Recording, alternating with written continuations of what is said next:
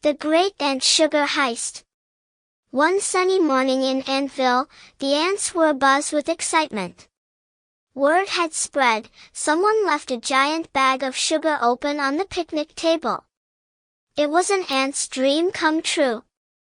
The leader of the ants, Captain Tiny, gathered his team. "All right, troops," Captain Tiny said, pacing back and forth. "This is our moment. We've trained for this all summer. It's time for the great sugar heist." The ants cheered. Their antennae wiggled in anticipation. Captain Tiny pulled out a map. "Here's the plan. We'll form a line from the sugar bag to the anthill.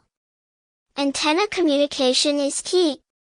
Once we reach the sugar, each ant will grab a grain and pass it down. Everyone must stay calm, no eating the sugar on the job." Tiny Ant Tim raised his hand. What if the humans come back?" Captain Tiny grinned. "Good question, Tim. We've got Ant Tony on lookout duty. He's got the best eyesight in Antville, so we'll know if the humans are coming long before they see us." With that, the ants marched out in a straight line. It was quite the sight, hundreds of tiny ants, all ready for action. When they reached the picnic table, they stared up at the mountain of sugar. "It's beautiful," whispered Aunt Abby, wiping away a tear. Captain Tiny snapped them out of their sugar trance. "Focus, ants. Time to get to work." Everything was going perfectly.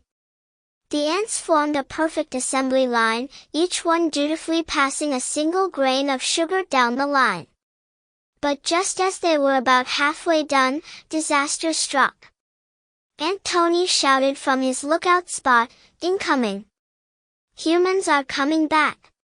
Panic spread through the line like wildfire. "Drop the sugar!" yelled one ant. "Run for your life!" screamed another. But Captain Tiny wasn't about to give up so easily. "Hold your positions. We're ants, not quitters." But it was too late. In the chaos, Tiny Ant Tim tripped over his own feet and fell face first into the sugar. A massive sneeze followed, sending sugar grains flying everywhere. The humans returned to find the picnic table sprinkled with sugar, with a few rogue ants still clinging to the sides of the bag, holding on for dear life. "What happened here?" asked one human, scratching his head. "Did we leave the sugar out?" "I don't think so," said the other, "but I do think these ants had a bit too much fun." The humans cleaned up the sugar and went back inside, while Captain Tiny rallied his troops.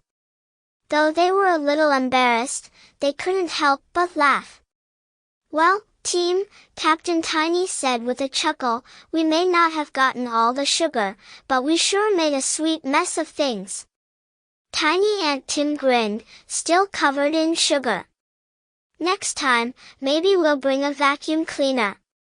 And from that day on, the ants of Antville became known as the bravest, sugar-loving ants in the world, though they never quite mastered their sugar sneezing.